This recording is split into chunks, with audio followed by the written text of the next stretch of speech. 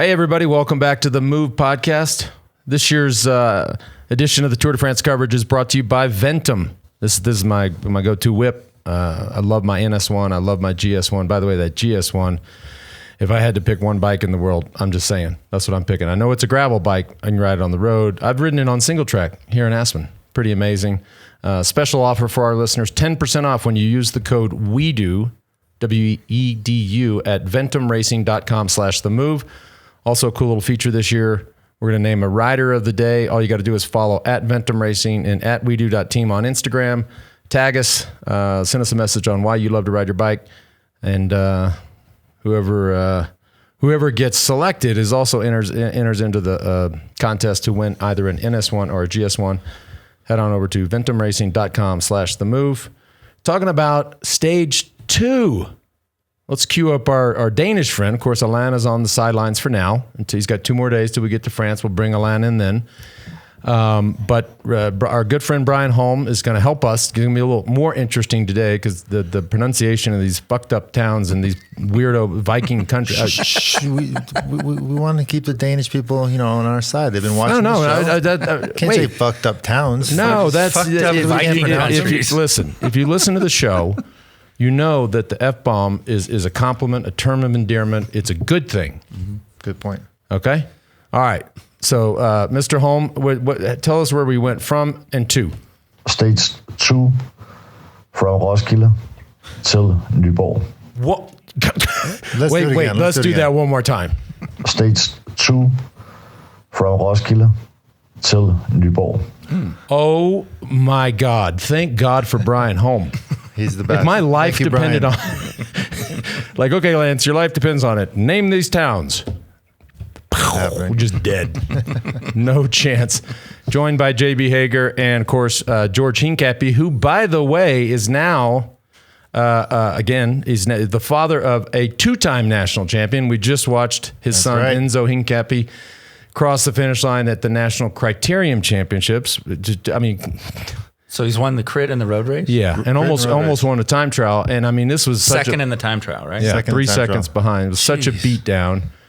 Won by almost a minute. Maybe. Yeah, went solo with 5 laps to go and put almost a minute on the second place. I hope he, when he got away and he had 5 seconds, I hope he just said to himself, "See you in the douches."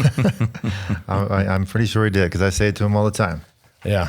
Today's show also brought to you by Roka, our friends down in Austin, Texas, my hometown. They're making amazing product. It's all about the eyewear, whether it's sunglasses, prescription eyewear, reading glasses. They got you covered. The thing I love about the Roka folks is they push themselves so hard. They push the product hard. They develop the best product, but they also train their ass off, which I think is amazing. Unbelievably lightweight. You actually forget that they're on your face. As I said, hand built in our hometown, JB and myself. I shouldn't say my hometown, also your hometown of Austin, Texas. Check these. If you're watching the show, too legit. Too legit to quit.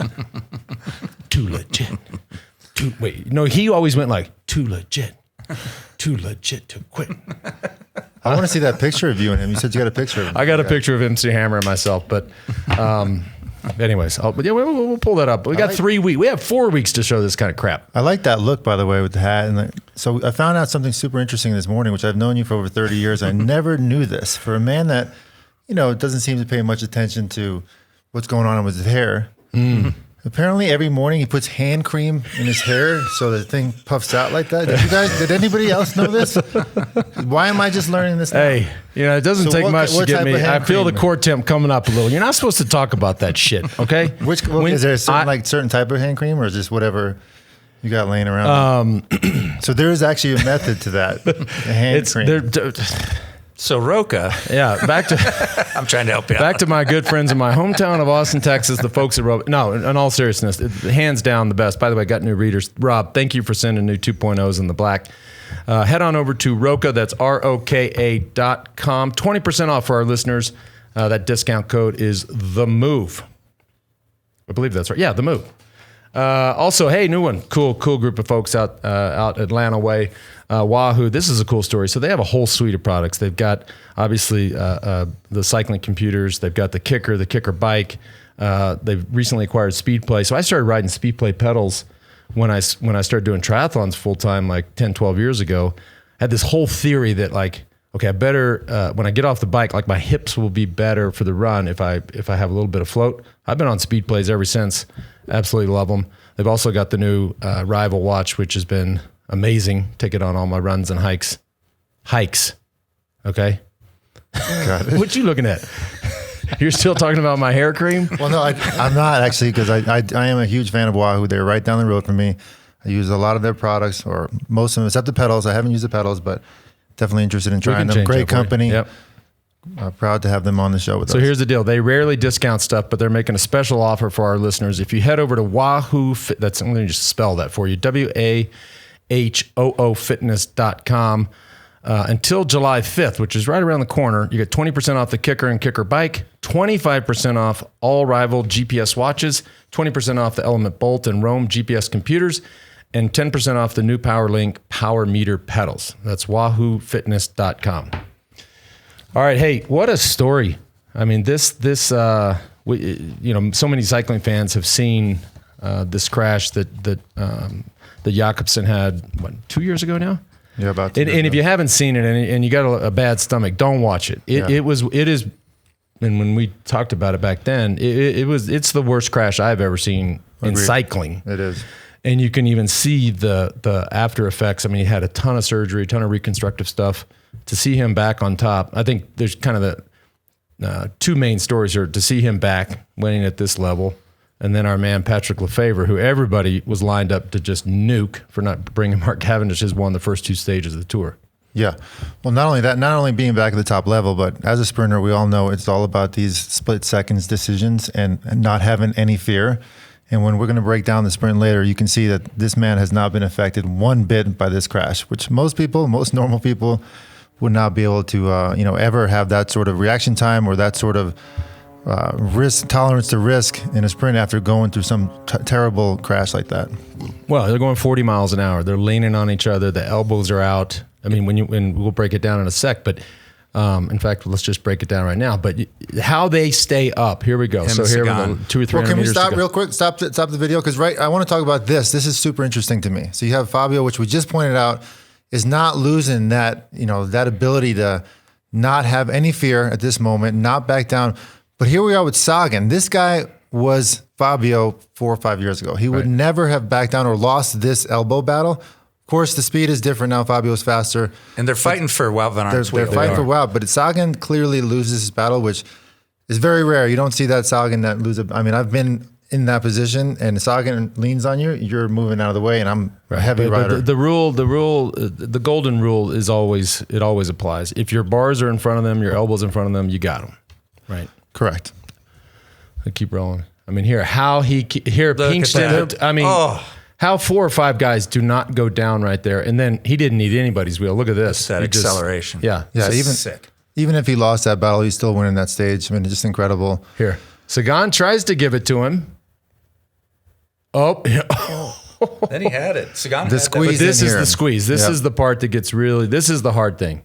I mean, how he threads and you see the bike. The bike is gone. Wait, look at it behind him. Like, back that up just a little more. The two just fighting to stay upright. Right, but I'm saying his bike. Look how far over his bike goes. He's gone. Watch the two guys behind him. Just So this is where Caleb loses the race. He gets double squeezed on both sides. Jeez. Which, as a sprinter, you need to foresee that coming. And a good Caleb on today's stage, I'm not saying he's not good because he won that point sprint pretty easily. Right. He would have foresaw that squeeze and gone before he got squeezed in there. And as he did look very impressive in the intermediate sprint. But the subtle dig that Jakobsen had for him, they showed a pre-race interview of Jakobsen in the middle of the stage, and he said, "Caleb Ewan, really strong right now, really fast, but his team doesn't talk or they don't communicate. They can't get it together. They don't work together well. They don't work together well.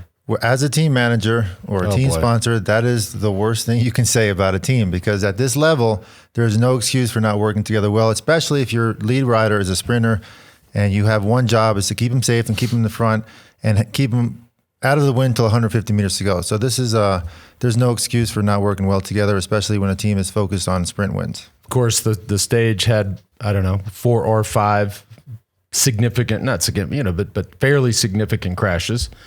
Obviously, some early in the stage crashes, but we had, again, and I think it's worth talking about and just reminding people that there is this rule in pro cycling.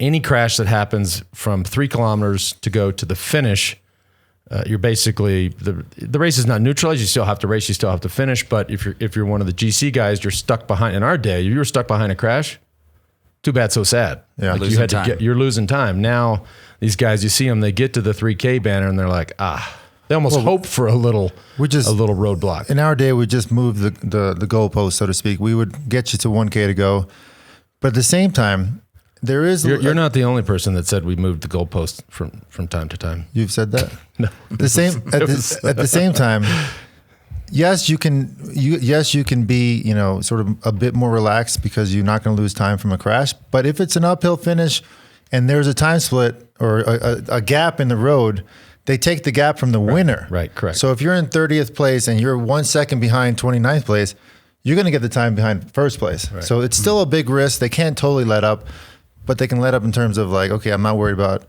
getting stuck behind a crash because I'll get the same time, but you cannot just sit up, let the wheel go either. But that rule change, part of it, correct me if I'm wrong, was so that the GC guys weren't fighting to stay in the front to be safe. Right. In our day, you had to basically be up there quacking with the sprinters and the sprinters teams because you didn't want to get stuck behind a crash. And this is good. It clears the way for sprinters. Yeah. And I'll tell you what, there's some emotions going on there. We got into plenty of fights every day with guys like Robbie McEwen. Love the guy. He's doing a great job on GCN. But at the moment of a sprint, when we're fighting with Lance, we're fighting with the sprinter teams. They're going, what the hell are you guys doing here? We're like, we're trying not to lose time. We're in your way, but we're doing what we need to do. Yeah. So a lot of action going on there. They're two different sports in a sense. It's like, okay, you guys can duke it out in the Alps and the Pyrenees and the time trials. Let us do our business right now. Get the fuck out of the way. That's kind of what they and they're right. That's right. Well, and it goes the same way before, tight finishes or tight uphill finishes when, most of the climbers are going to be there. The sprinter guys are helping their climbers up there, and the battles between those two are happening in those moments as well. We'll see that later on in the Tour de France. Yeah, yeah. Speaking of the other big headline and wind, this bridge, which everybody was talking about, worried about. We were excited to watch it, and some of the interviews that NBC was showing before the peloton got there looked like the wind was howling. Nothing materialized. I mean, I think it's be interesting to just talk about the dynamics of not just wind, but crosswind. What's a perfect crosswind? What animates the race? What neutralizes the race? Because what we saw today was neutralized. Agreed. And I'm going to go back to my notes, which, by the way, you were hating on earlier this morning in our pre-production meeting, which all of our members can watch live, and you can watch with this man, criticizing my notes. But I did write down with 80K to go, you can see the tension in the peloton. There's Jumbo on one side, Ineos on the other side. UAE, I did note that Pogačar was by himself a lot, or with one other guy. He didn't have a big, strong team presence, which is what we discussed early on in the previous show, that Jumbo has got a team made for this first week. But for the viewers of the Tour de France, when you see a narrow road and you see 4 or 5 teams across the road, all together, and it looks relatively safe and unstressful. I assure you, this is some of the most stressful moments in cycling because you're going along at 60 kilometers an hour, nowhere to move. There's no room, and there's most likely about to be a crash, and you can lose the whole entire Tour de France at any moment. So the tension is so extreme in these moments where it looks relatively calm on TV. I assure you, it is not calm one bit. Right. But then we got to but then you saw the guys once we got onto said bridge. You saw that they showed Geraint Thomas. He looked like he was back there checking his email. Yeah. I mean, it was so chill just because the wind. And this is what we were talking about earlier, JB. Like if that wind is even remotely a headwind, I mean, I guess if it's very simple, right? As soon as it turns to a remotely a tailwind, that animates the race, right? And then. I mean, I guess the perfect wind is sort of a quartering, hard tailwind, left or right, doesn't matter. Then the peloton absolutely explodes. There's nowhere to hide. So we saw that coming onto the bridge. There was a strong cross headwind, which is still difficult, but it's a bit easier to move. If you have the legs and you got a team, you can move around that stuff. But we did see Uran crash right before the bridge, so the tension was super high. We saw Yves Lampart crash on the left side into the wind. Not his fault. Somebody took him out in front of him. So we still saw a lot of action, but as you went further along on the bridge, you saw it become more and more neutralized because of the way the wind was turning on them. Right. And when you talk about crashes, we saw a Lampard go down. Right. And there are some unwritten rules, and maybe you can shed some light on this one. I asked George this. He thought the race was on and they were not. My view is the wind neutralized the direction of the wind neutralized the race more so than, hey, the yellow jersey is down and he's a minute behind or whatever, 45 seconds behind. I think at that point the race is on. They're not. But it's interesting to watch, and I think you and Johan should talk about it later on JB2 Squared, because you can see the little things that JB2 or JB Squared. Well, you know what I meant. Okay, I'm excited. Okay, we're in the meat of the Tour de France, second stage sprint. I love this stuff, but you can see your son just won the national championship. My son just won the national championship. He just FaceTimed me, by the way. I missed Maybe it, you manscape your face at some point. No, the people don't want me to shave. We're getting people. Oh, the votes in. are coming in. They're They want you in. to keep that. They want me to keep it. Oh my God. The wifey does not, but the people want me to. Can I go back to what's going on? Sure. So we're watching what's happening in the bridge. Yes, the wind is neutralizing, but they're still going fast up there. But you see what's going on between the team directors and the riders. A guy like Yves Lampard, which the whole peloton respects, and I want to hear Johan's opinion on this. You can see, even if they're making a barrage and they're stopping the cars, you can see the little things that the team directors can do to help out. What are they doing? They're spacing. They're doing proper spacing between the car in front of them. So they're giving Lampard a little bit of love so he gets a bit of a draft going in between and not making a huge effort to the next car. Those are the little things that you see happen that are just called etiquette for the drivers of the cars. They don't want to see this guy lose the yellow jersey because of a crash, even though he ended up losing it because of the bonuses. But they're going to do everything they can to help in subtle ways to get him back to the peloton. We saw that today. Did you have that in your notes? I did. Because everything you just laid out. Bam! Look at that. Courtney, our girl Courtney, wrote that down. Respect between riders and directors. I just want to be. You were hating on my notes. No. I want to be very clear. The way you just laid that out was amazing. I said I would explain it better. I thought that was amazing. Everybody at home is listening, going, "Oh, I'm a game timer, bro. No, I know that is. Yeah, I was worried the way you were typing it. I was like, what's he talking about? That was amazing. Okay, I'm picking up what you're putting down, George. Right, got it. If a rider crashes and is trying to get back in, and they are weaving in and out of cars, getting a little draft, doesn't the race officials, the commissars, they look the other way a little bit if it's a crash versus getting dropped? This is cycling. There's so much gray area here. You never know. One day they looked at, because there's so many commissars. They could. That's the inconsistency on applying rules like that is what is just sort of mind-boggling sometimes, but you never know. You can also get dinged for that. Yeah, we saw in the World Championships, I believe they were in Norway, the U23 rider who won the race crashed early on. And when it's like blunt, obvious, when you're sitting behind your team car where there's no cars anywhere near you and they're motor pacing you back for minutes at a time to the caravan, that's probably a big no-no. If they see you doing that, you're going to get time penalty or get kicked out of the race. But where they, like I said, where they're going to do the little subtleties and not make it so obvious, they're usually going to help out as much as they can. Hey, today's show also brought to you by Athletic Greens. I have fallen in love with this product. I got to pull it up right here. I want everybody to see it. Athletic Greens. I'm not great when it comes to all the stuff you're supposed to do. Sorry, Mom.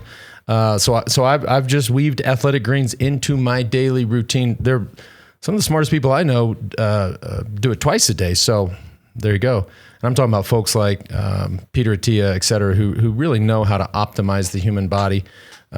75 high-quality vitamins, minerals, whole food source superfoods, probiotics, and adaptogens help you start your day just right. Take complete control of your health for less than $3 a day. It has been a game changer. Gee, are you on this? Absolutely. You're kidding me? I brought it here. I brought my travel packs here. I don't have enough for the whole time, so I'm going to have to start stealing some of that. What? I got a whole bag right here. But I love it. I really feel a difference taking it. We're going to make it easy. Head on over to Athletic Greens. They're going to give you one free 1-year supply of immune-supporting vitamin D and 5 free travel packs with your first purchase. All you have to do is visit athleticgreens.com/themove. That's athleticgreens.com/themove. Last one of the day. Well, let's talk about wine in the morning time. Our friends at Dry Farm Wine, George and I partnered with them on a cool thing. We did a special box for the Tour of Italy where they've curated all biodynamic and organic wines from Italy. That is done. They've now curated a new box for the country of France, which is obviously sort of the king of wine. But they spend a ton of time sourcing, as I said, biodynamic and organic wines that are they're made in a very special way. They have they're sugar free. They have lower alcohol, organically and biodynamically grown, additive free, friendly to keto and paleo people. Isn't that's like, hey, are you a paleo person? But they are. That means no irrigation as well. So saves over 1 billion gallons of water a year. That's crazy. Also lab tested in their very own lab for purity, and has the happiness promise. So if you don't like it, send it back. Head on over to dryfarmwines.com/we do. And he did tell us last year why they don't use irrigation. You remember why? That's pretty cool. That was Pretty the coolest amazing, part of because it. they want the grapes to suffer. Because suffering And look at your shirt. makes a better grape. And look at my shirt, y'all. Y'all can buy this on. I don't know. That might have been last year's shirt, but appreciate you thinking about us, George. So a struggling grape is a good grape for wine, just like an athlete. There's a T-shirt in there somewhere. Okay. I'm a Now, suffer grape. I know if you've been listening to the show for some time, you know that Lance is so excited to talk about the King of the Mountains race. Yeah. And I'm so excited. I'm not going to say anything for the next. I'm few minutes. excited. Magnus Cort Nielsen in his home country. You saw him go. Obviously, he had one goal of the day was to make that breakaway and get that mountain jersey. Which, by the way, I actually really like those EF kits. I know you guys don't like them, but It's been a I like 'em. It's been a hot topic in cycling. I like I them. don't like them. I think it's a very smart move. They get so much press. Here's the thing I do like about it, because I like these things in life. There's no middle ground. You either like it or you don't. And you, I'm namaste today, bro. I'm not talking about it. whoa, okay. But anyway, great ride by Magnus. Won all 3 of the sprints. Actually posted him up on top of one of the mountain sprints, which I knew Lance would love that. But the excitement he had on his face, knowing that he was going to be able to wear the mountain jersey in his home country of Denmark starting tomorrow's stage, I thought was pretty cool. And JB did a little research for us, because we were like, hey, wait a minute. The King of the Mountains in Denmark? So we just couldn't help ourselves. We're like, what is the highest road in Denmark? What do we got? I can't, for the life of me, pronounce the peak, but the road is 85 meters. Okay, so here we have it. We've now spent 2 minutes of our lives talking about somebody that rode over a 250-foot mountain, and he gets the polka dot jersey. In the Well, Tour they de didn't France. even go over that mountain. That's Exactly. the highest. Okay, well, let's say they went over the most extreme mountain in Denmark. This is not. Mountains may not be the best term there, but it's hard. I mean, I've raced toward Denmark many times. It's a lot hillier than you think, a lot of ups and Lumpy. downs, and some short, steep hills, technical, small roads. But hey, he's starting tomorrow in the mountain jersey, Lance's favorite jersey. I don't care how much you make fun of me. You can talk about this. Just don't talk about the stuff I put in my hair. Any concerns today with seeing Pogačar a bit isolated in some of those high tense moments? Even though he's an amazing cyclist, he can do it on his own. I think he still has a great team, but this is where he misses Trentin. Right? Yeah, I mean, a guy like absolutely. him, he would have been Velcro to Tadej Pogačar. He never leave him out And there. the Jumbo guys are they're just a train all the time. They're always protecting their guys. They're trying, and we didn't even mention Wout in the sprint. He still had an amazing sprint, lost by half a bike length, with the team doing so much work in the last 80 kilometers. He really was only with one guy in the last 3 or 4K. The team put it all on the line for Jonas and for Primoz to stay in the front. So they weren't all there. They didn't have all the cars there for the lead out. But the dude still got second, and we're going to see a lot more of him. And got the yellow jersey. You got the yellow by 1 second with the sprint time bonus. That's right. Speaking of the stage winner and the podium, our friends Johan Brunel and Spencer Martin, who are hosting the sports betting show Outcomes, winner chicken dinner for those two. They picked Jakobsen to win. They picked Wout van Aert to be on the podium. So Jakobsen on most sites was plus 190. So you risk $100, you make 190. So they win there. Van Aert to podium, not as good odds, but plus 150. So they also picked that. I mean, by the way, that's not a hard pick. Like Wout van Aert is always on the podium. But if you're interested, and again, small disclaimer, like we're not encouraging people to go bet their hard-earned money, but if you're going to do it, why not get educated, get beamed up? That's for members only. You can catch that on our site, but Outcome Show, they do it every day. And Did they not pick Mads for the podium? Because he was one of the favorites. I don't believe so. Interesting. He had a good sprint. I think he was let out a bit too early, but he wouldn't have won anyway. But it was good to see a Danish rider up there on the podium. Yeah. So, yeah. All right, tomorrow's stage, the last one in Denmark. Last one. There's probably some big fucking mountains I got to go over. God, guys, should we get out the climbing bike? We might hit 220 feet tomorrow. Oh, here we are. Look at this. Look at all those mountains. Pronounce all the towns as they come up on the screen. Kohlsvez, Christiansveld. Oh, that one's easy. Gienerstrand. Okay. It is a nerve. It was forecast to be raining. That looks like it's now been pushed back to the following day, which of course is the rest day / transfer. This is going to be another nervous day. The run-in, I looked at the run-in. I think there's a corner with 800 meters to go. Before that, it's just a big, wide bend. So nothing to speak of there. But it'll be. You saw how lumpy it is. It's going to be very aggressive. There's going to be riders battling for the breakaway, which we know nowadays is harder and harder to make. So we're going to see a breakaway tomorrow. Obviously, most likely not make it, although they have been making it a bunch more than we are used to seeing. But I don't think that'll happen tomorrow. We talked about that on Outcomes the preview show for Outcomes with Johan and Spencer, and I think we all agreed there that. This is the tour, right? The phenomena of breakaways making it to the finish. What we saw in the Giro this year. The Giro, other races too, is not good. This is the Tour de France. Stage wins are too important. These teams have to bring it back. Absolutely. And there's like we know there's teams there just their sole purpose is to bring back the breakaways. You see my new bottle? These guys will be ready. Check it. Oof, you got one nice. too? Let me see yours. I got mine. Oh, I thought you had like a green one. It was not very cool.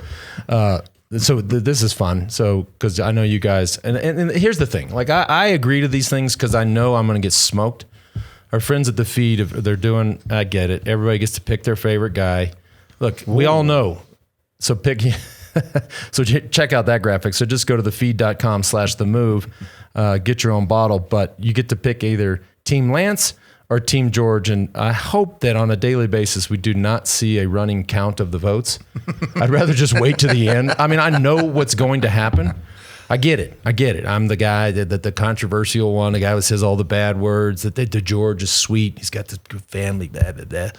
Oh, we know what's going to happen. It's going to be a landslide. And we're gonna change the terms. I don't know if on every couple of weeks, every couple times a week. Yeah. We'll change it up, but the unique thing about the feed is they're offering custom water bottles now. Yeah, which is pretty darn cool. I'm Mine taking says this one home. See in the douches, which is what Enzo Hincapie said. But please, in all seriousness, y'all, I know George is going to win, but out of the goodness of y'all's hearts, just give me a couple votes. Like keep me within within the state. I don't need to be in the same city or the same neighborhood. Like just keep it close, just a little bit, please. Couple of emails. Yeah. Hey guys, this question is for Lance and George. When you have a bad day in the tour and you're a GC favorite, what are normally the causes of a bad day? That's from John. In Wisconsin. Bad day. Oh. He does not have many bad days. Only 1 year. Yeah. Only what was the cause of that bad day? I mean, it's usually nutrition. Well, I can't. Yeah, but you can have guys can look. They can make a mistake on the fueling side. You can have a bad night's sleep. I mean, I was always blessed to be able to just really kind of sleep through anything. But there's a lot of nights that the rooms are hot, or you're in the middle of the town and it's noisy, and some guys just don't sleep. I mean, you get a couple bad nights of sleep back to back, you're gonna have some bad days. And as we've talked on previous shows, which was surprising to me, the teams have no say in where they stay. No. Yeah, no. You could be in a junky hotel, loud, noisy. It's so frustrating. They try to spread it out where at the end of the Tour de France, the teams will have equal, 3-star hotels, 2-star hotels, 4-star hotels.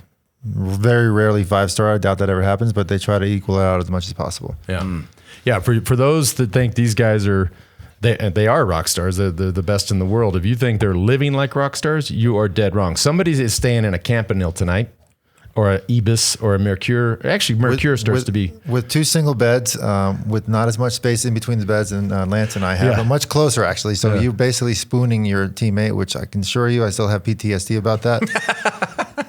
No fun. Who was the best spooner? Well, let me tell you something. That shit on your face. No, you always had your own room. I was just going to say, I have no idea what you're talking about because I got to stay alone. Who was your best bunk buddy? Oh, I had several. Yeah, a bunch. All right, next question. And this is from Jake in Greenville, South Carolina. Wait, is that my Golly. Jake?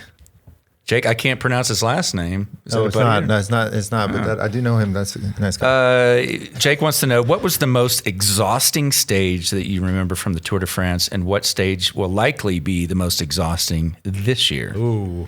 Do you remember one that just left you just trashed? Well, I do. I certainly remember it was our good buddy Jan Ulrich won the stage into Andorra. I forgot exactly what year it was, like late 90s. Into Archelaus. Into Archelaus. 1997. But I'm fairly certain my race time was about 8 hours and 45 minutes. God. And it was like one of the longest, probably still till today, the longest day of my life on the bike. Right. 4 or 5 massive mountain passes. And I just remember getting to the bottom of that mountain, and Erispoli and was on the front. And we knew that the only way we were all going to make it in, because it was a big group, it was about 60 riders, was that we had to stay together. So I said, if I get dropped here, I'm out of the race. And I suffered like a dog, made it up in the group, but longest day in my life on the bike. Stages were longer back then. You know, they've made an effort to shorten the stages, try to animate the races, or make they have all these weird theories, make the sport easier. And this is too hard for these guys. Anyway. My hardest day was that was too legit.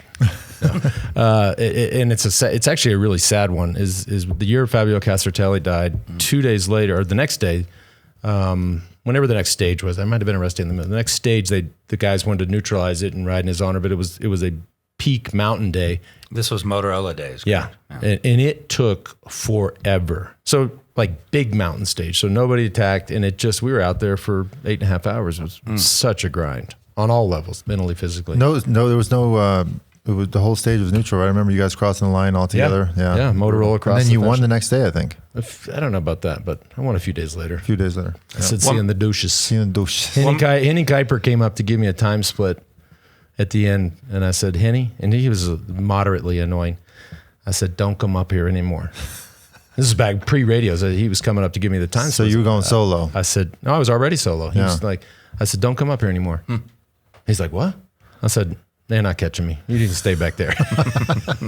One more quick one that's kind of timely from the prologue. And it says, hey guys, excited for this year's tour and another 3 weeks of daily doses of the move. Yesterday, George mentioned tire pressure a couple of times. Would you please explain what goes into tire pressure decision? For a wet day like stage 1, is there a single correct pressure? Are riders relying entirely on their mechanics, or is a rider preference a factor? Thanks. It's signed, look out where you're going. So Man, I don't know what your real name is. 100%. 100%. A lot of these big companies now own their own tire brands. So the research that goes behind the exact air pressure for the exact conditions that are happening on that day is above and beyond anything we ever had. So they got this dialed down to a much more scientific approach. And I don't know if I believe it, but I read that Bissinger, the word on the street, was your favorite for the prologue, was going to make me eat this metal, the Eiffel Tower thing. The word on the street is he ran a very high tire pressure so kids, just so you know, when it's wet and raining, you got to lower the tire pressure, right? And all that's doing is allowing, this sounds so minuscule and irrelevant, but it's not. It just allows a little more rubber to be on the ground. And the lower, which is better for rolling resistance. Well, and now that sort of started changing. I don't know why he would run higher tire pressure. Yeah, that doesn't Clearly make it was sense a to me. mistake. But Yeah. I'm just reporting what I read. And it was on the pressure- interwebs. It's got to be true. Speaking of tire pressure, I'm going to point out 2 things real quick. One is, we didn't point it out yesterday, but apparently Ghana had a slow leak in the last part of the stage. So imagine that, wet conditions in the corners with your tire losing air. And he still had the best time for a few minutes. Incredible ride by him. And secondly, apparently the brand of choice for that little hair poof he's got coming out there is Aveeno. So the man travels all over the world with the Aveeno to get this poof going on to the hat. Thank you, Cam, for pointing that out back in the production I room. don't know what I have done to deserve this. But you know what? Here's what's going to happen. You keep picking on me, and more people will vote for me. So have at it. I'm just saying. All right. If you want to send a message in, a question or comment, TheMoveItWeDo.team, JB Squared coming today again. And picks for tomorrow or not? I'm going with Jakobsen again. Again? He looked good. Yeah. I'm going to go with Caleb.